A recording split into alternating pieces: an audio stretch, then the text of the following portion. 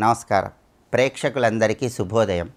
ఈనాటి శుభయోగం శీర్షికన శుక్రవారం సందర్భంగా మార్కండేయ పురాణంలో చెప్పబడిన బ్రహ్మకృత పరమేశ్వరి స్తోత్రంలో ఉన్న అంతరార్థం ఏంటో పరిశీలిద్దాం.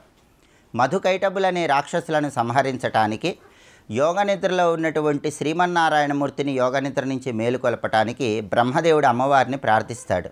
దీన్ని బ్రహ్మకృత పరమేశ్వరి స్తోత్రం అనే పేరుతో పిలుస్తారు. ఈ స్తోత్రాన్ని అంతరార్థం తెలుసుకుంటూ శుక్రవారం చదివినా విన్నా అంతఃశత్రు బాధల తీవ్రతను తగ్గింపజేసుకోవచ్చు. శత్రువులను సైతం మిత్రులుగా మార్చుకోవచ్చు. అనారోగ్య సమస్యల తీవ్రతను తగ్గింపజేసుకుని ఆరోగ్య ప్రాప్తిని సిద్ధింపజేసుకోవచ్చు. ఈ స్తోత్రంలో బ్రహ్మదేవుడు అమ్మవారిని ఎలా కీర్తిస్తున్నాడంటే, త్వం శ్రీ, త్వమీశ్వరి, త్వం హ్రీ, త్వం బుద్ధిర్బోధ లక్షణ, లజ్జాపుష్టిస్తథా తుష్టిస్త్వం శాంతి క్షాంతిరేవచ అంటూ కీర్తిస్తున్నాడు. అంటే ఈ శ్లోకంలో ఉన్న అర్థం ఏంటంటే, త్వం శ్రీ, శ్రీ అంటే అది లక్ష్మీదేవికి సంబంధించిన బీజాక్షరం. అమ్మ, నువ్వు లక్ష్మీ స్వరూపంలో ఉండి ధనాన్ని అనుగ్రహింపజేస్తున్నావు, నీకు నమస్కారం. త్వమీశ్వరి అంటే పార్వతీ స్వరూపంలో ఉండి కన్యలకు వివాహ సంబంధమైన సమస్యలు తొలగింపజేస్తున్నావు. త్వం హ్రీ, హ్రీ అంటే హ్రీంకారంలో ఉన్న నీకు నమస్కారం అని అర్థం. అమ్మవారికి ఎన్ని రూపాలున్నా కూడా హ్రీం అనే అక్షరం అంటే అమ్మవారికి ఎంతో ప్రీతిపాత్రం. అందుకే లలితా సహస్రనామాల్లో కూడా హ్రీంకారి, హ్రీంకార రూప, ప్రణవస్వరూప అంటూ అమ్మవారిని కీర్తిస్తాం. కాబట్టి హ్రీం అనేటటువంటి అక్షరంలో స్థిర నివాసం ఏర్పాటు చేసుకున్న జగన్మాత నీకు నమస్కారం. త్వం బుద్ధిర్బోధ లక్షణ అంటే మనలో ఉన్నటువంటి బుద్ధిని ప్రచోదనం చేస్తుంది, సద్బుద్ధిని కలిగింపజేస్తుంది. అందుకే బుద్ధిర్బోధ లక్షణ అంటూ అమ్మవారిని బ్రహ్మదేవుడు కీర్తిస్తున్నాడు. లజ్జా పుష్టిస్తథా తుష్టిస్త్వం శాంతి క్షాంతిరేవచ అంటే మనకి పుష్టిని తుష్టిని కలిగింపజేసే జగన్మాతకు నమస్కారం, శాంతిని కలిగింపజేసే జగన్మాతకు నమస్కారం, సహనాన్ని కలిగింపజేసే జగన్మాతకు నమస్కారం అని అర్థం. అలాగే బ్రహ్మదేవుడు అమ్మవారిని ఇంకా ఎలా కీర్తిస్తున్నాడంటే, ఖడ్గిని, శూలిని, ఘోర గదిని, చక్రిణి తథా శంఖిని, చాపిని, బాణ భుషండి పరిఘాయుధ అంటూ కీర్తిస్తున్నాడు. అంటే అమ్మవారు రకరకాలైనటువంటి ఆయుధాలను ధరించి ఉంటుందని బ్రహ్మదేవుడు ఈ శ్లోకంలో అమ్మవారిని కీర్తిస్తున్నాడు.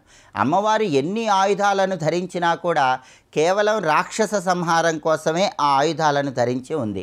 భక్తులను అనుగ్రహించటానికి మాత్రం ఎల్లప్పుడూ ప్రసన్నవదనంతో ఉంటుంది. అందుకే అమ్మవారిని శుభంకరీదేవి అనే పేరుతో పిలుస్తారు.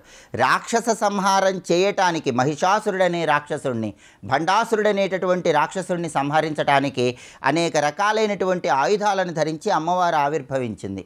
అయితే ఆయుధాలను ధరించి రాక్షస సంహారం చేసిందంటే మనలో ఉన్నటువంటి రాక్షస గుణాలను తొలగింపజేసుకోమని అమ్మవారు అద్భుతమైన సందేశం ఇస్తోంది. కాబట్టి ఈ శ్లోకాన్ని చదువుకున్నట్లయితే మనలో ఉన్నటువంటి రాక్షస గుణాలు, దుర్గుణాలను తొలగింపజేసుకొని సగుణాలను పెంపొందింపజేసుకోవచ్చు. అందుకే బ్రహ్మదేవుడు ఆయుధాలతో ఉన్నటువంటి అమ్మవారిని కీర్తిస్తూ వెంటనే సౌమ్య, సౌమ్యతరాశేష, సౌమ్యేభ్యస్త్వతి సుందరి, పరాపరాణం పరమ త్వమేవ పరమేశ్వరి అంటూ కీర్తించాడు. అంటే సౌమ్య, సౌమ్యతరాశేష, సౌమ్యేభ్యస్వతి సుందరి, ఇన్ని ఆయుధాలతో ఉన్నప్పటికీ సౌమ్యమైనటువంటి రూపంలో ప్రసన్నవదనంతో భక్తులను అనుగ్రహించే నీకు నమస్కారం అని అర్థం. ప్రశాంతంగా సత్వగుణంతో భక్తులను అనుగ్రహించే నీకు నమస్కారం అని ప్రార్థిస్తూ పరాపరాణం పరమ త్వమేవ పరమేశ్వరి అంటూ కీర్తిస్తున్నాడు. పరావిద్య, అపరావిద్య, మోక్ష విద్య, లౌకిక సంబంధమైనటువంటి విద్యలు, ఈ రెండు విద్యలు అనుగ్రహించేటటువంటి నీకు నమస్కారం. యచ్చ కించిత్ త్వచ్చిద్వస్తు సదసద్వా ఖలాత్మికే తస్య సర్వస్య యా శక్తి సాత్వం కిం స్తూయసేమాయ అంటూ కీర్తిస్తున్నాడు.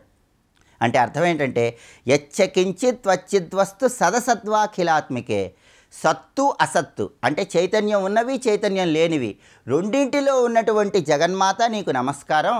తస్య సర్వస్య యా శక్తి సాత్వం కిం స్తూయసే మాయా, అఖిలాండ కోటి బ్రహ్మాండ నాయకవయ్యుండి సమస్త జీవులలోనూ అమ్మ స్వరూపంగా వ్యాపించి ఉన్నటువంటి నిన్ను ఏ విధంగా కీర్తించాలి తల్లి అని నమస్కారం చేసుకుంటూ బ్రహ్మదేవుడు అమ్మవారిని ప్రార్థించాడు. కాబట్టి శుక్రవారం సందర్భంగా ఈ బ్రహ్మకృత పరమేశ్వరి స్తుతిని విన్నా చదివిన అమ్మవారి అనుగ్రహం వల్ల అనారోగ్య సమస్యల తీవ్రతను తగ్గింపజేసుకోవచ్చు. శత్రు బాధలను తొలగింపజేసుకొని శత్రువులను సైతం మిత్రులుగా మార్చుకోవటానికి మార్కండేయ పురాణంలో చెప్పబడిన ఈ స్తుతి విశేషంగా సహకరిస్తుంది. రేపటి శుభయోగం శీర్షికన మాఘ పూర్ణిమ సందర్భంగా ఎలాంటి విధి విధానాలు పాటించాలో, తద్వారా ఎలాంటి ప్రయోజనాలు సిద్ధింపజేసుకోవచ్చో పరిశీలిద్దాం. నమస్కారం.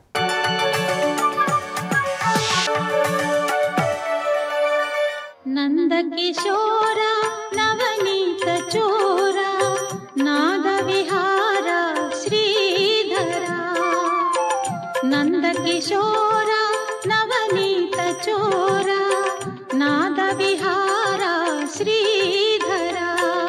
కడవలో నీటిగా చూసినంతసేపు అంశ రూపంలో సూర్యుడు దానిలో ఉన్నాడు.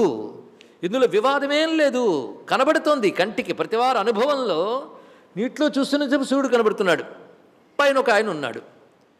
ఒక ఆయనకి పాపం గట్టి పట్టు, మనకు ఏదో యుక్తి ఉపయోగించే కనుక ఆయనే ఇక్కడున్నాడు అంటున్నాం. ఆయనొకడు ఈయనొకడు కాకూడదా ఏంటి? అక్కడ ఉండనియండి. ఇక్కడ మరో సూర్యుడు ఉన్నాడు అనుకుంటే ఏం పోయింది అన్నట్టు. ఇక్కడ మరో 10 గడవలు, మరి వాటిని ఏమంటాను, 10 సూర్యుళ్ళు ఉన్నారు, దానికేముంది?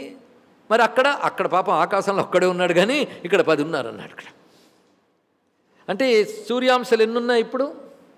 10. ఇంకా మీరు ఎన్ని కడవలు పెడితే అన్ని అంశాలు.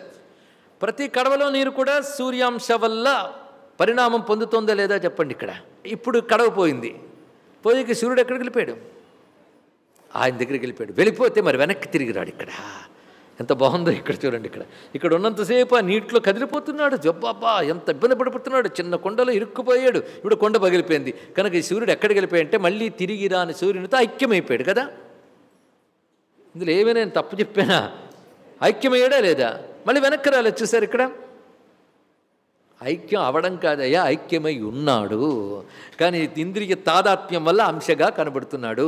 అందుకే ఉపాధులతో క్షేత్రమునందు, అందుకే క్షేత్రజ్ఞ విచారణ చేసి పురుషోత్తమ ప్రాప్తులకు తీసుకెళ్తున్నాడు మనకి. ఎందుకంటే క్షేత్రజ్ఞ విచారణ తాగిపోకూడదు, పురుషోత్తముని పొందాలి. అందుకోసం ఇక్కడ అది క్షేత్రాలను బంధించే త్రిగుణాలని బాగా స్టడీ చేయి, గుణాతీతులపై భక్తి పెంచుకో, ఆ గుణాతీతుని పురుషోత్తముని పొందుతావు. అది ఇందులో ఉన్నటువంటి సోపానక్రమ సాధన. ఈ విధంగా వివరిస్తూ యథా జలసూర్యక సూర్యాంశ, నీటిలో ప్రతిఫలించే సూర్యుని సూర్యాంశ అంటావు. జలనిమిత్త అపాయే, జల నిమిత్తం అంటే నీరుండడానికి ఆధారమైనటువంటి కడవ కానీ నీరు కానీ ఈ రెండు తొలగిపోయాక సూర్యమేవ గత్వాన నివర్తతే. అక్కడ ఉన్నటువంటి సూర్యుడు, అంశగా ఉన్న సూర్యుడు సూర్యుడిని పొందిపోయాడు. తేనైవ ఆత్మనా సంగచ్చతి, ఈ విధంగా ఆత్మతో కలియడం అన్నారు. ఇక్కడ ఒక్క ఉపమానంతో ఎంత గొప్పగా భగవత్పాల్ వారు చెప్పారంటే, ఈ సూర్యుడు ఆ సూర్యుడితో ఐక్యం అవ్వాలంటే ఈ కుండ పగలగొట్టి ఐక్యం చేయవలసిన అవసరం లేదు, అది చెప్పవలసింది. అందుకే మరణానంతరం మనం పరమాత్మతో ఐక్యం అవ్వడం ఎలాంటిది అంటే, కుండ పగలగొట్టిన తర్వాత ఇంకా అంశరూపమైన సూర్యుడు కనబడలేదు, ఎక్కడికి వెళ్ళిపోయాడు? ఈశ్వర స్వరూపుడైన సూర్యుడితో ఐక్యమైపోయాడు అనుకోవడం ఎంత అజ్ఞానమో. కొండ పగలగొట్టితేనే ఐక్యమానైనా కొండ ఉండగానే ఐక్యంగా ఉన్నాడు, అది నీ బుద్ధితో తెలుసుకో. ఇక్కడ మరి తెలిసినంత మాత్రం ఇందులో సూర్యుడు పోయాడా? ఇలాగే కనబడుతున్నాడు. నీకు తెలివచ్చింది, తెలివచ్చి ఎక్కడికక్కడ జాగ్రత్తగా తెలుసుకుంటున్నావు. కొండ లోపల సూర్యుడు ఉన్నాడంటే ఇంత లేడు అయినా, దీన్ని బట్టి ఆయన ఎంత అంటున్నాను కానీ అంత లేడు.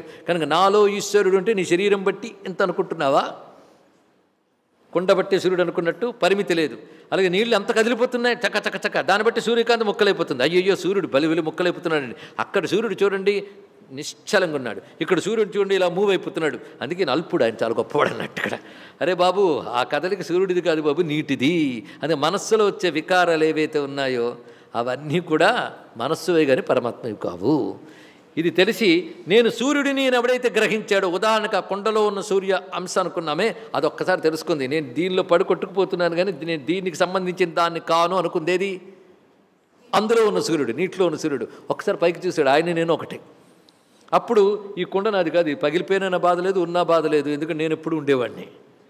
అలాగే ఇక్కడ ఇది కదిలిపోతుంది అలలు, కానీ కదలిక నాకు కాదు దానికి, కనుక నేను ఎప్పుడు నిశ్చలంగా ఉంటాను అనుకుంటాడు. అందుకే ఎన్ని వికారాలు కలిగినా తాను నిశ్చలంగా ఉంటాడు. తాను సూర్యుడికి సంబంధించిన వాడు, నీటికి సంబంధించిన వాడు కాడు. ఇక్కడ ఒక నిమిత్తం చేత అది ఏర్పడింది, దానిలో ప్రతిఫలించాడే తప్ప ఇది కాదు. అప్పుడు ఆయన కొండ పగిలితే మోక్షం కాదు, కొండ ఉండగానే తానే సూర్యుడిని తెలుసుకున్నాక వాడు జీవన్ముక్తుడవుతున్నాడు. ఒక్క ఉదాహరణతో ఎంత స్పష్టత ఇచ్చారండి ఇక్కడ భగవానుడు. అందుకే అంశ అంటే ఇక్కడ ఉపాధి తాదాత్మ్యం వల్ల అవిద్యాకృత ఉపాధి పరిచ్ఛిన్న అంశ అన్నాడు. ఇక్కడ ఒకటే మాట భగవత్పాలు వాడిన పదం ఎంత గట్టిగా వేశారండి. అవయవాలే లేవు పరమాత్మకి. ఇక్కడ చెప్పడం జీవుడికి పరమాత్మకి భేదం లేదని చెప్పడం ఒకటి, పరమాత్మ యొక్క గొప్పతనం ఇసుమంతా కూడా తగ్గించకూడదండి. ఆయన ముక్క తొనక అంటే ఆయన ముక్కలవుతాడా? ముక్కలైతే పరిపూర్ణుడు అవుతాడా? ఆయన సర్వవ్యాపకత్వం ఏమవుతుంది? అదొక్కటి గ్రహించగలగాలి. కానీ ఆయన వేరు ఈయన వేరు అంటే ఆయన వేరుగా ప్రపంచం ఉంది అంటే పరమాత్మ ఎలా అవుతాడు? పరిపూర్ణుడు ఎలా అవుతాడు? ఆయన వేరుగా ఏదీ లేదు. అది భగవత్పాల్ వారు ప్రతిపాదించదలుచుకున్నారు. అని నన్ను నిరవయవయిస్య పరమాత్మన కుతః అవయవ ఏకదేశ అంశః ఇతి. భాగాలే లేని పరమాత్మలో ముక్క అని భాగమని అంశని ఎలా వస్తాయి? ఆయన సావయవుడు అయితేనే కదా వస్తాయి? కాదు, ఆయన సావయవుడైతే దోషం వస్తుంది. ఆయన నిరవయవుడే, ఆయనలో భాగాల్లో ఆయన పరిపూర్ణుడు, నిష్కలుడు. ఆయన నిష్కల శబ్దం ఇక్కడ వస్తుంది. మరి ఈ మాట ఎందుకు వచ్చింది? అవిద్యాకృత ఉపాధి పరిచ్ఛిన్న. అవిద్య అంటే ప్రకృతితో తాదాత్మ్యమే అవిద్య. ఈ మాట మనం ఎన్నో మనం చెప్పుకున్నాం. దీని అధ్యాస అనే మాట కూడా చెప్పుకున్నాం కదా. క్షేత్రజ్ఞుడి క్షేత్రజ్ఞంతో ఉన్న బంధం అవిద్య, అది అధ్యాస, అది కల్పిత బంధం. అందుకే అవిద్యాకృతోపాధి పరిచ్ఛిన్న ఏకదేశ అంశక ఇవ కల్పిత. ఆ ఇవ అనే శబ్దం వేశాడు. అంశ వలే కల్పించబడినది. యత దర్శితశ్చ అయం అర్థ. ఇప్పుడు చెప్పిన విషయం మీకు ఇంకా అర్థం కావాలంటే క్షేత్రాధ్యాయే విస్తరసః. క్షేత్రక్షేత్ర విభాగ యోగంలో విస్తారంగా చెప్పుకున్నాం కదా, దీన్నే అన్నాడు ఇక్కడ. సహ జీవ మదంశత్వేన కల్పిత కథం సంతరతి. ఇక్కడ చెప్తున్నాడు, ఇలాగ ఉన్నటువంటి జీవుడు ఎలా తరిస్తాడు అంటే స్వస్వరూప జ్ఞానం. అక్కడ ఉన్నటువంటి ప్రతిబింబ రూపమైనటువంటి సూర్యుడు బింబజ్ఞానంతో రెండిటికున్న సజాతీయమైన చింతన. ఇక్కడ ప్రత్యక్ దృష్టితో, ప్రత్యక్ దృష్టి అంటే నీటిలో ఉన్న కడవలో ఉన్న రెండిటికీ నాకు సంబంధం లేదు, రెండిటికి అతీతుణ్ణే నేను అని ఎరుక, అందులోంచే పొందినటువంటి వాడు ప్రత్యక్. ఈ ప్రత్యక్ రూపమైనటువంటి కాంతిని నేనని తెలుసుకున్నాక అదే అంతటా వ్యాపించినటువంటి సూర్యస్వరూపాన్ని గ్రహించిన తర్వాత అది పరమాత్మ, ఇది ప్రత్యేగాత్మ. ఇప్పుడు తెలిసినది కదా. స్వస్తి.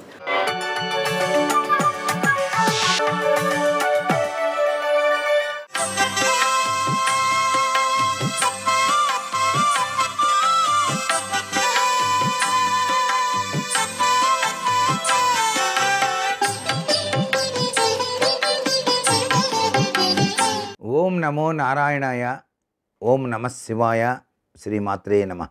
మాఘమాసంలో లక్ష్మీదేవిని ఆరాధించడం అనేటువంటిది చాలా విశేషకరమైన ప్రభావం. లక్ష్మీనారాయణ స్వరూపతత్వాల్ని ఇరువురిని కూడాను మనం ఆరాధన చేసినట్లయితే మన ఇంట సిరుల తల్లి తన దివ్యవంతమైన కటాక్షాన్ని ప్రసాదిస్తుంది.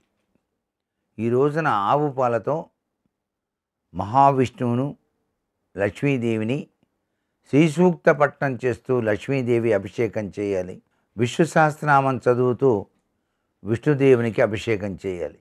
ఈ రెండూ గనక ఆచరించినట్లయితే సర్వవిధ శ్రేయోదాయకవంతమైనటువంటి అనిర్వచనీయమైనటువంటి అభివృద్ధి, అదృష్టం మనకు కలుగుతుంది అని చెప్పేసి ఈ మాఘమాస విశిష్టతా లక్షణాన్ని బట్టి ప్రతి ఒక్కరూ కూడాను ఆచరించాలన్నమాట. అంతేకాకుండా సిరుల తల్లి మన ఇంట స్థిర నివాసం ఏర్పరచుకోవటానికి వీలుగా కూడాను లక్ష్మికి ప్రీతికరమైనటువంటి పద్మపుష్పాలతో అష్టోత్తర శతనామావళి ఆచరించి లక్ష్మీదేవికి ప్రీతికరమైనటువంటి ఆవు పాలతో చేసిన అన్నపు పరమాన్నం నైవేద్యంగా సమర్పించి 10 మందికి కనుక పంచినట్లయితే దానం వలన ఐశ్వర్యం వస్తుంది. ఇక్కడ దానం చేయకుండా నేను ఈ పూజలు చేశాను, ఆ పూజలు చేశాను, బ్రహ్మాండంగా చేశానంటే కుదరదు. ఏ వ్యక్తి ఎంత చేటు పూజలు చేసినా తగినటువంటి దాన ధర్మాలు చేసినప్పుడే లక్ష్మీ కటాక్షం అనేటువంటిది కలుగుతుంది. గత జన్మలో చేసిన దాన పుణ్య ఫలితాలే ఈనాడు మనం అనుభవిస్తున్న జీవనం. అందుచేత దానం వెనకాల దాగిన పరమార్థాన్ని ఈ మాఘమాసంలో ప్రతి ఒక్కరూ గుర్తుపెట్టుకొని ప్రతినిత్యం కూడాను దాన ధర్మాలు కూడాను ఆచరించవచ్చు. దానం వెనకాల లక్ష్మీ కటాక్షం దాగి ఉంటుంది అని చెప్పేసి గ్రహిస్తూ ఆచరించి తరిద్దామా మరి. సర్వే జనా సుఖినో భవంతు.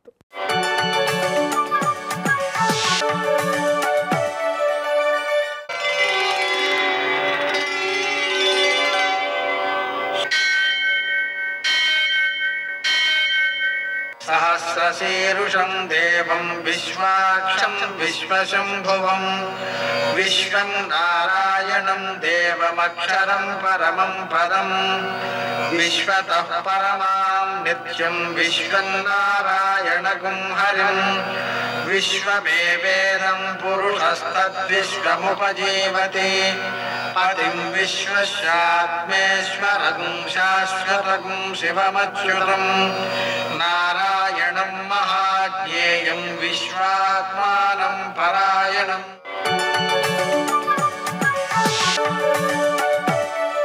सूर्यशौर्यमथेन्दुरिन्द्रपदवी सन्मङ्गलं मङ्गलम्. लक्ष्मीं क्षीरसमुद्रराजतनयां श्रीरङ्गधामेश्वरीं दासीभूतसमस्तदेववनितां लोकैकदीपाङ्कुरां श्रीमन्मन्दकटाक्षलब्धविभो ब्रह्मेन्द्र गङ्गाधरां त्वां त्रैलोक्यकुटुम्बिनीं सरसिजां వందే ముకుందప్రియాం. నేటి కాలమాన విశేషాలను గమనిద్దాం.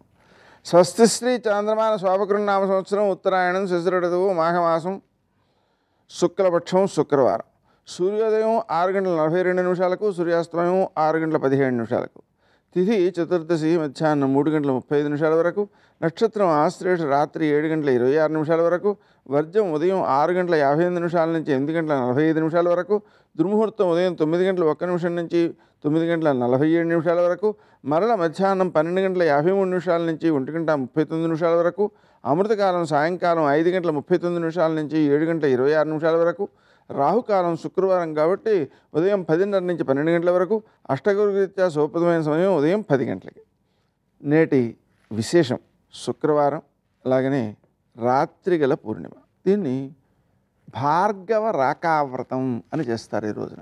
అంటే శుక్రవారము పూర్ణిమ కలిసి వచ్చిన రోజున లక్ష్మీదేవికి చాలా ఇష్టం కాబట్టి మనం లక్ష్మీనారాయణ పూజ మారేడు దళాలతో చేసుకోవడం, లక్ష్మీ హృదయం పారాయణ చేయడం, లక్ష్మీ అష్టోత్తర శతనామ స్తోత్రం 108 సార్లు పారాయణ చేయడం, కనకధారాస్తవం 3 సార్లు పారాయణ చేయడం లక్ష్మీదేవి యొక్క అనుగ్రహానికి బాగా ఉపకరిస్తాయి. పూర్ణిమ కాబట్టి రాత్రి వేళ ఆ చంద్రబింబంలో లలితాదేవిని ధ్యానం చేస్తూ ఆ లలితా సహస్రాన్ని పారాయణ చేసుకోవడం అనేది అత్యంత సత్ఫలితాన్ని ఇస్తుంది. అనారోగ్యాలను నివారిస్తుంది, జ్వరం వెంటనే తగ్గిస్తుంది, అలాగనే తాపత్రయాలను హరిస్తుంది. నేటి ఆణిముత్యాలు.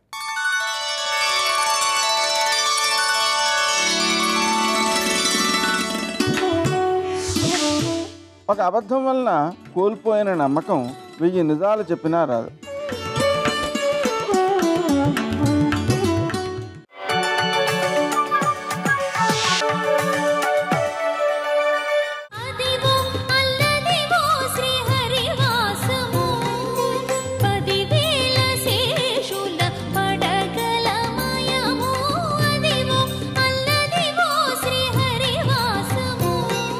కృతేతు నారసింహో భూ త్రేతాయాం రఘునందన. త్రేతాయుగం వచ్చేటప్పటికీ ఎన్ని అవతారాలున్నా రామావతారాన్ని ప్రధానంగా చెప్తారు. ఎందుకు చెప్తారు అంటే ఒక్కటే కారణం, మనిషి గొప్పతనాన్ని నిరూపించిన అవతారం రామావతారం. అన్ని ప్రాణులలోకి నరజన్మ గొప్పది అని వేదం చెప్తోంది. జంతూనాం నరజన్మ దుర్లభం. ఎందుకనంటే దేవతలు కూడా కొత్తగా పుణ్యకర్మ చేయలేరు, వాళ్ళకి కర్మాధికారం లేదు.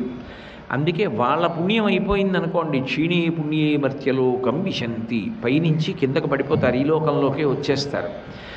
కానీ మనిషి ఉన్నాడనుకోండి, భగవంతుడు చెప్పినట్టుగా బ్రతికి పుణ్యకార్యములు ఆచరించి ఆ పుణ్యమును సుఖముగా అనుభవించడానికి త్రిదశుడై, అంటే ఎప్పుడూ 30 సంవత్సరాల వయస్సు మాత్రమే ఉండేటటువంటి దేవతా పదవులను అధివసించి స్వర్గలోకమునందు ఉండవచ్చు.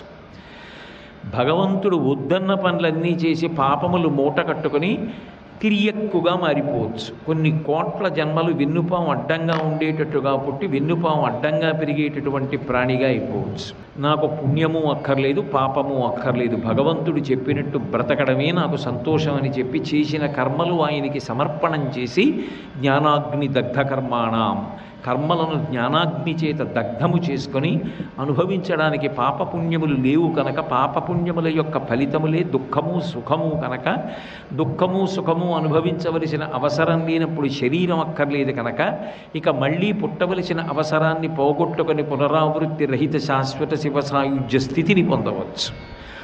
3 పథముల యందు వెళ్ళగలిగినటువంటి ప్రాణి మనుష్యుడు ఒక్కడే, మిగిలిన ఏ ప్రాణి వెళ్ళలేదు.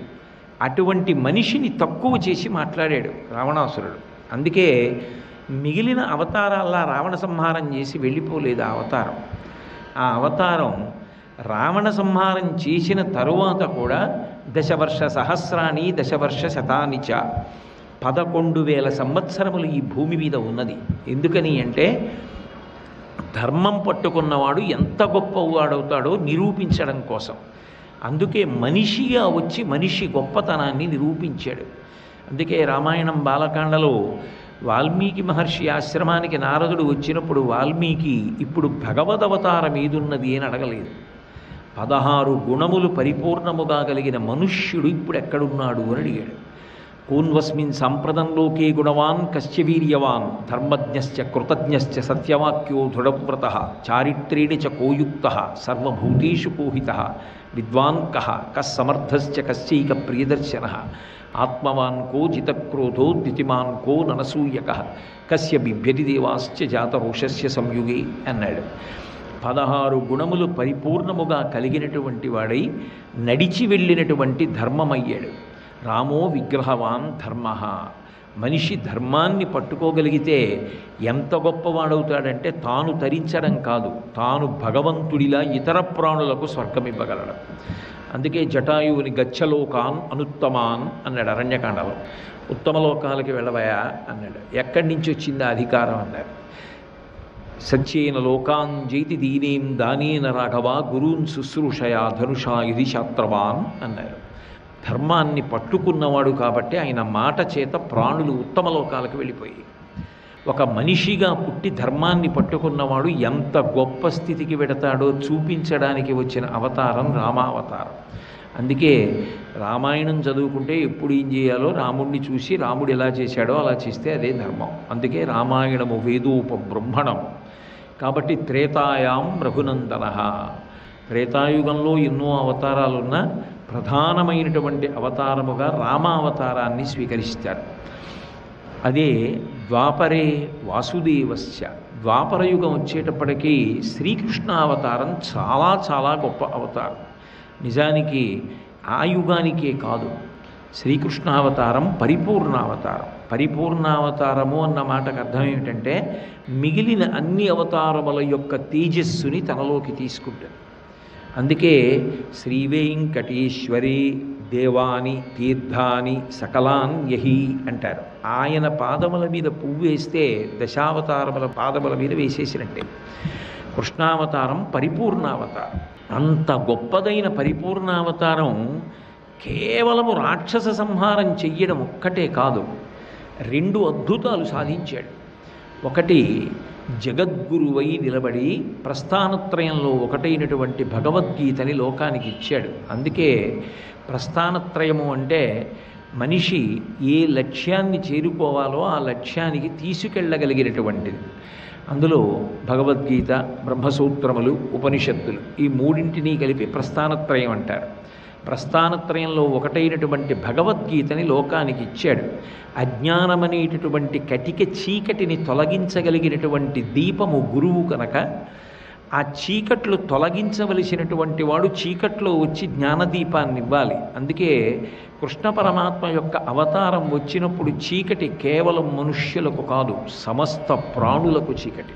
సర్వం శ్రీ ఉమామహేశ్వర పరబ్రహ్మార్పణమస్తు. స్వస్తి.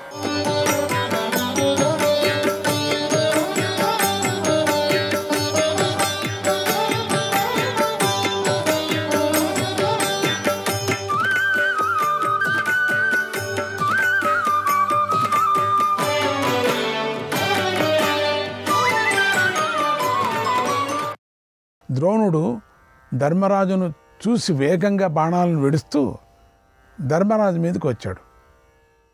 అప్పుడు పాండవులలో పెద్దగా ఆహాకారాలు చెలరేగాయి. ధర్మరాజు మరణించాడు, ద్రోణు చేతిలో మరణించాడంటూ గొప్ప ధ్వని పాండవ సేనలో అంతటా వ్యాపించింది. ఇంతలో ధర్మరాజు త్వరగా సహదేవుడి రథాన్నెక్కి యుద్ధభూమి నుండి పారిపోయాడు అన్నాడు సంజయుడు. కృష్ణాయ పరమాత్మనే నమః.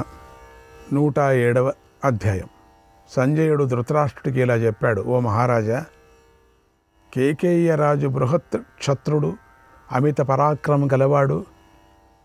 అతడు ముందుకొచ్చాడు. ఈ బృహత్ క్షత్రుడు అమిత పరాక్రమం గలవాడు. అతడు ముందుకొచ్చాడు. అప్పుడు క్షేమదూర్తి అతని రొమ్ముపై బాణాలతో కొట్టాడు. బృహత్ క్షత్రుడు ద్రోణుడి సేనను చెదరగొట్టాలని తొందరపడ్డాడు. పదునైన 90 బాణాలను క్షేమదూర్తిపైకి ఉపయోగించాడు. క్షేమదూర్తి కోపించి కేకేయరాజు ధనస్సును ఖండించి బాణాలతో గాయపరిచాడు. అప్పుడు బృహత్ క్షత్రుడు నవ్వుతూ మరొక ధనస్సును తీసుకొని క్షేమదూర్తి గుర్రాలను, సారథిని, రథాన్ని నాశనం చేశాడు. మరొక పదునైన బాణంతో క్షేమదూర్తి శిరస్సును ఖండించాడు. బృహత్ క్షత్రుడు అలా క్షేమదూర్తిని వధించి ఎంతో ఆనందించాడు. ధర్మరాజు క్షేమం కోసం వెంటనే నీ సేనపై దాడి చేశాడు. మరొక వైపు నుంచి విజృంభించి పోరాడుతూ మీదికి వస్తున్నటువంటి దృష్టకేతువును వీరధ్వనుడు అడ్డుకున్నాడు. వారిద్దరూ ఎన్నో వేల బాణాలతో యుద్ధం చేసుకున్నారు. వీరధ్వనుడు ఒక పదునైన బాణంతో దృష్టకేతు వింటిని 2-3 ముక్కలు చేశాడు. అప్పుడు దృష్టకేతువు విరిగిన ఆ వింటిని విడిచిపెట్టి బంగారు దండం గలది, లోహమయమైనది అనేటువంటి ఒక విశాలమైన కత్తిని చేతిలో పట్టుకున్నాడు. దాన్ని వేగంగా వీరధ్వనుడి రథం పైకి విసిరేశాడు. ఆ శక్తి వీరులను చంపుతుంది. ఆ శక్తి దానితో వీరధ్వనుడు తీవ్రంగా దెబ్బతిన్నాడు. అతడి గుండె బద్దలైపోయింది. అతడు వేగంగా రథం మీద నుండి నేల మీద పడి మరణించాడు. ఆ వీరధ్వనుడు త్రిగర్త దేశీయుల్లో మహావీరుడు, మహారథుడు. అతడు మరణించగానే పాండవ సేనలు నీ సేనలను చుట్టుముట్టాయి. ఆ తర్వాత దుర్ముఖుడు సహదేవుణ్ణి అడ్డుకొని 60 బాణాలను ప్రయోగించాడు. త్రిగర్తరాజు అతడు సహదేవుడి బాణం దెబ్బకు నేల మీద పడి మరణించాడు. తర్వాత సాత్యకి బాణపు దెబ్బలకు వ్యాఘ్రదత్తుడు మరణించాడు. ఇంతలో మాగధులు అన్ని వైపుల నుండి సాత్యకి పైకి దాడి చేశారు. సాత్యకి నవ్వుతూ చాలా సులభంగా వారందరినీ ఓడించాడు. ఆ తర్వాత ద్రోణుడు తీవ్రంగా కోపించి కళ్ళు తిప్పాడు. సాత్యకి స్వయంగా ఎదిరించాడు అన్నాడు సంజయుడు. శ్రీకృష్ణాయ పరమాత్మనే నమః. 108వ అధ్యాయం. సంజయుడు ధృతరాష్ట్రుడితో ఇలా అన్నాడు: ఓ మహారాజా, శలుడు ద్రౌపదీ పుత్రులను బాణాలతో కొట్టి గాయపరిచాడు. వారు శలుడి చేత తీవ్రంగా పీడించబడ్డారు. మూర్ఛలో పడిపోయారు. మోహానికి గురయ్యారంటే మూర్ఛపడ్డారు అని. యుద్ధభూమిలో కర్తవ్యాన్ని మర్చిపోయారు. ఇంతలో నకులుడి కొడుకు శతానికుడు తేరుకొని శలుడిని 2 బాణాలతో గాయపరిచాడు. శలుడు సింహనాదం చేశాడు.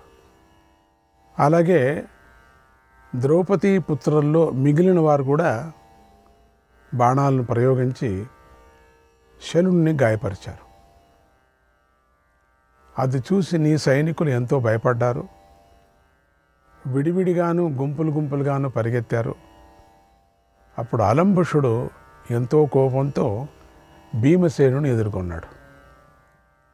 ఆ నరరాక్షసులు ఇద్దరు కూడా రణభూమిలో పోరాటాన్ని చూసి సకల భూతాలకు ఆశ్చర్యం కలిగింది, ఆనందం కలిగింది. అప్పుడు భీముడు నవ్వుతూ అలంబుషుడిని 9 బాణాలతో కొట్టాడు. అలంబుషుడు ఎంతో గాయపడ్డాడు. భయంకరంగా అరుస్తూ భీముని మీదకి వచ్చాడు. అతని అనుచరులు కూడా భీముడిని ఎదిరించారు, మాయా యుద్ధం చేశారు. అనేక విధాలుగా భీముడి చేతిలో బాధింపబడ్డాడు ఆ రాక్షసుడు. భీముడిని విడిచిపెట్టి పరిగెత్తాడు. ద్రోణాచార్యుడి సైన్యంలో దూరిపోయాడు. అలా అలంబుషుడు భీముడి చేతిలో ఓడిపోయాడు. అది చూసి అన్ని దిక్కుల్లో ఉన్నటువంటి పాండవులు పెద్దగా సింహనాదాలు చేశారు. భీమసేనుని అభినందించారు అన్నాడు సంజయుడు. శ్రీకృష్ణాయ పరమాత్మనే నమః. 109వ అధ్యాయం. సంజయుడు ధృతరాష్ట్రకి ఇలా చెప్పాడు, ఓ మహారాజా, యుద్ధభూమిలో అలంబిషుడిపైకి ఘటోద్గజుడు పదునైన బాణాలతో దాడి చేశాడు. అప్పుడు రాక్షసులు మధ్య భయంకరమైన యుద్ధం జరిగింది. వారిద్దరూ వివిధ మాయాలను ప్రయోగించారు. బాగుంది, వాళ్ళు ప్రయోగించుకోవచ్చు. ఘటోద్గజుడు వాళ్ళు. అలంబుషుడు ఎంతో కోపించి ఘటోద్గజుడిని కొట్టాడు. ఘటోద్గడు 20 బాణాలతో అలంబుషుడు రొమ్ముపై కొట్టి పెద్దగా సింహనాదం చేశాడు. అలాగే అలంబుషుడు ఘటోద్గజుడిని చాలాసార్లు గాయపరిచి పెద్దగా సింహనాదం చేశాడు. అలా అలంబుషుడు యుద్ధం చేస్తూ ఉంటే పాండవులు ఎంతో కోపించారు. భీముడు మొదలైన పాండవ సేనలు కోపించి రథాలతో అన్ని వైపుల నుండి అలంబుషుడి పైకి దాడి చేశారు.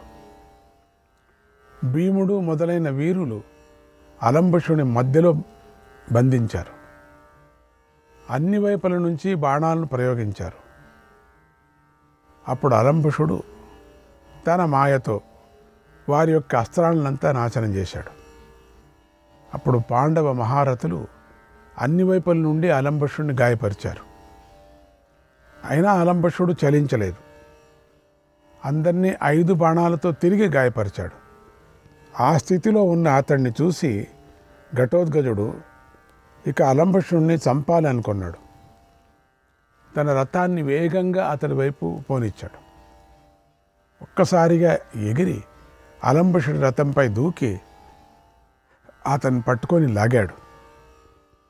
చేతులతో పైకెత్తి నేలకేసి కొట్టాడు. దాంతో అలంబుషుడి శరీరం బద్దలైపోయింది.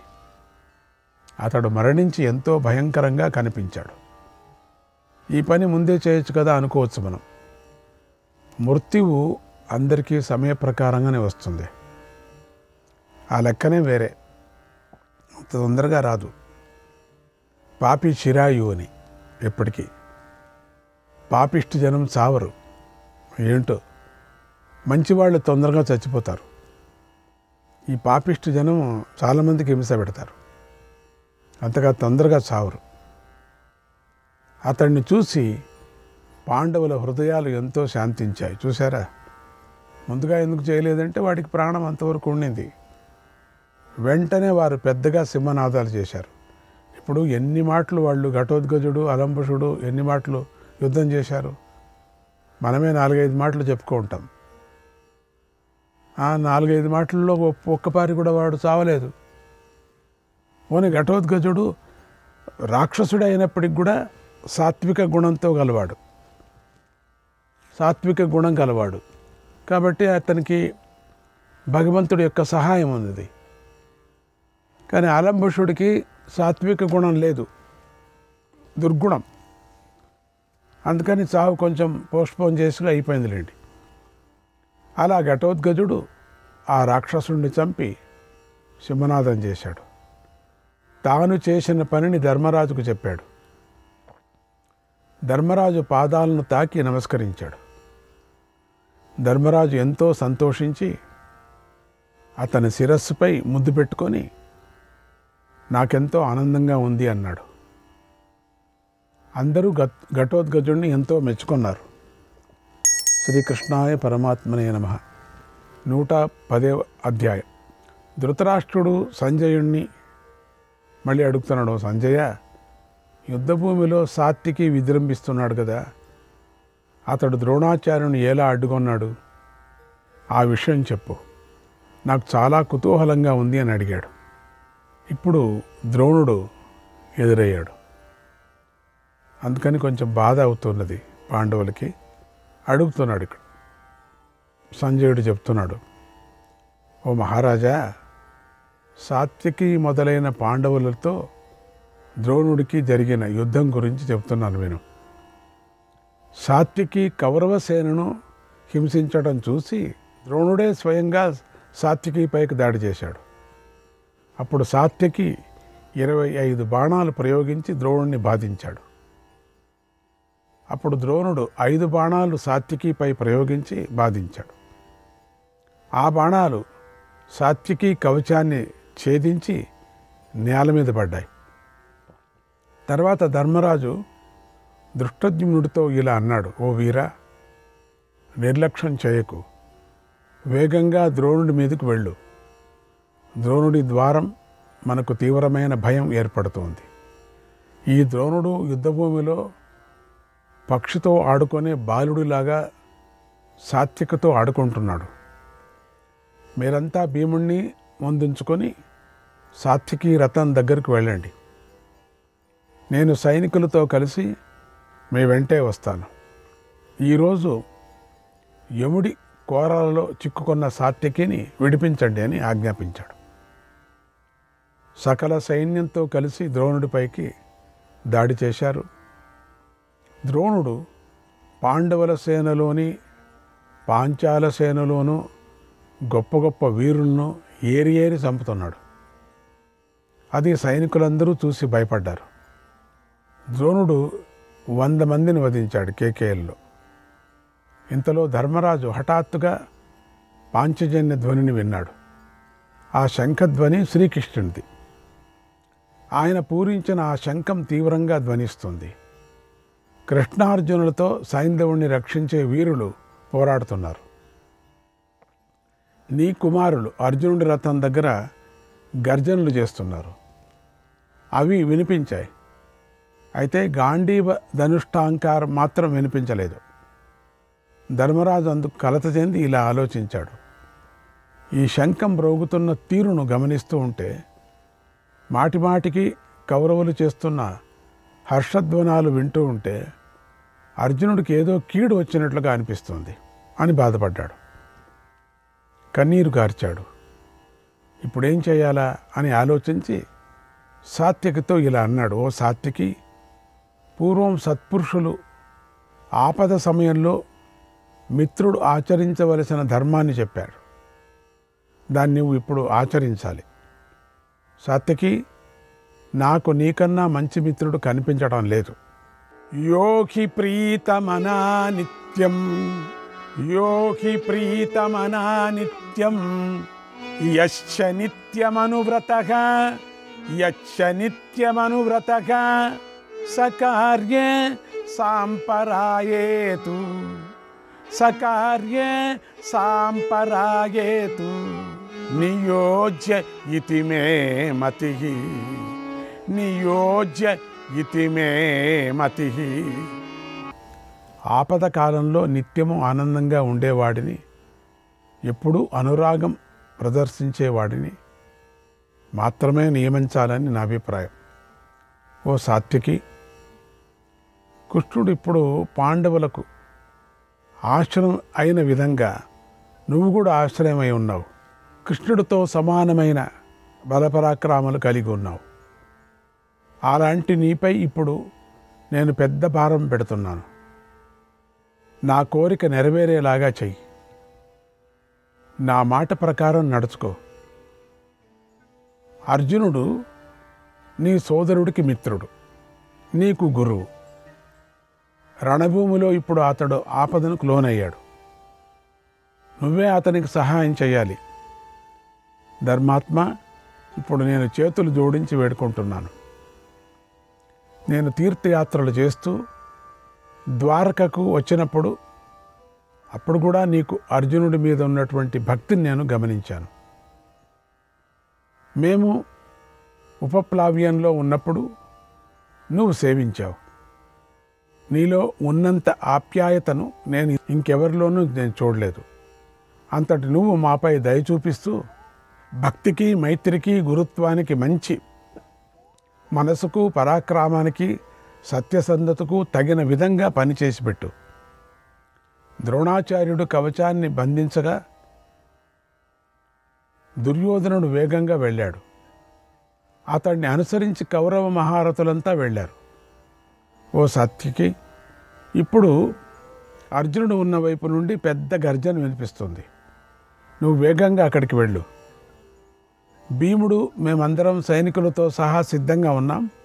ఒకవేళ ద్రోణుడు నీ వెంట పడితే మేము అడ్డుకుంటాం. సాత్వికి, యుద్ధభూమిలో సేనలు పరిగెడుతున్నాయి చూడు. రణభూమి అంతా కోలాహలంగా ఉంది చూడు. భూమి బద్దలైపోతుంది. నాయన, అర్జునుడు విజృంభిస్తున్నాడు. దుర్యోధనుడి సేనను చెదరగొడుతున్నాడు. అర్జునుడిని సింధు సౌవీర సూర్యులు ఎంతోమంది చుట్టుముట్టారు చూడు. ఆయుధాలతో పోరాడుతున్నారు. అర్జునుడు ఆ సేనను నివారించకుండా సింధురాజును గెలవటం సాధ్యం కాదు. వారు సైంధవుడి కోసం ప్రాణాలు కూడా విడిచిపెట్టడానికి భయపడరు, సిద్ధంగా ఉన్నారు. అలాంటి దుర్యోధనుడు సేనను చూడు. బాణాలు, శక్తులు, ధ్వజాలు, గుర్రాలు, ఏనుగులతో కలిసి ఉంది. సమీపించటానికి వీలు కాకుండా ఉంది. ఓ సాత్వికి, ముందు నుంచి సైంధవ సేన, వెనుక నుంచి ద్రోణసేన ఎక్కువగా ఉంది. ఇది ఇంద్రుడినైనా బాధిస్తుంది. అంతులేని సేనలో అర్జునుడు చిక్కుకొని ఉన్నాడు. ఇలాంటి సమయంలో ప్రాణాలు కూడా కోల్పోవచ్చు. ఈ యుద్ధంలో ఒకవేళ అర్జునుడే మరణిస్తే నా వంటి వాడు బ్రతకలేడు. పొద్దున పూటే అతడు కౌరవ సేనలో ప్రవేశించాడు. ఇప్పుడు పగలు పూర్తి కాబోతుంది. ఇప్పటి అతడి బ్రతికి ఉన్నాడా లేదా అనేదే తెలియటం లేదు. అంత సైన్యం మధ్య లోపల ఉన్నాడు. ఏమీ తెలియటం లేదు. ఏ వార్తను తెలియటం లేదు. ఎందుకంటే గోడలాగా ఉంది సైన్యం. ద్రోణుడు 2-3 వ్యూహాలు పన్నాడు. సింధురాజుని తెలియకోకుండా దార్చాడు. కౌరవ సేన సముద్రంలాగా ఉంది. అలాంటి కౌరవ సేనలోకి అర్జునుడు ఒంటరిగా ప్రవేశించాడు. అప్పుడు ఈరోజు నాకెందుకో యుద్ధం మీద మనస్సు పోవటం లేదు. ఎందుకు ఆ పని చేశారు వాళ్ళు కౌరవులు అంటే, సాయంత్రం అయ్యేంత వరకు సింధురాజును రక్షించుకుంటూ, అర్జునుడితో పోరాడుతూ, సింధురాజు దగ్గరికి వెళ్ళటానికి వీలు కాకోకుండా అర్జునుడిని బంధించేస్తూ, బాధిస్తూ, సూర్యాస్తమవుతూనే సింధురాజును సంహారం చేయలేదు కాబట్టి అర్జునుడు ప్రతిజ్ఞ ప్రకారంగా అగ్ని ప్రవేశం చేయాలి. సులభంగా చేస్తాడు కదా అని ద్రోణుడు యొక్క ఒక ఉపాయం, దుర్యోధనుడు ద్రోణుడు యొక్క ఉపాయం, ఆ ఉపాయాలతో ఇట్లా చేస్తున్నారు. అప్పుడు ద్రోణుడు కూడా కోపంతో నా సేనను పీడిస్తున్నాడు చూడు. ఇప్పుడు ఏ పని చేయాలో నీకు బాగా తెలుసు. నువ్వు గొప్ప ప్రయోజనాన్ని త్వరగా సాధించాలి. అర్జునుడిని రక్షించటమే ఇప్పుడు ఉన్న పనుల్లో పెద్ద పని, తక్షణ కర్తవ్యమని నాకు అనిపిస్తూ ఉన్నది. నాకం శోచామి దాశార్హం గోప్తారం జగతః పతిం, గోప్తారం జగతః పతిం సహి శక్తో రణే తాత త్రీన్ లోకానపి సంగతాన్ విజేతుం పురుష వ్యాఘ్రక, విజేతుం పురుష వ్యాఘ్రక సత్యమేతద్ బ్రవీమి తే, సత్యమేతద్ బ్రవీమి తే. కిం పునర్ధార్తరాష్ట్రస్య, కిం పునర్ధార్తరాష్ట్రస్య బలమేతద్ సుదుర్బలం, బలమేతత్ సుదుర్బలం. శ్రీకృష్ణాయ పరమాత్మనే నమః.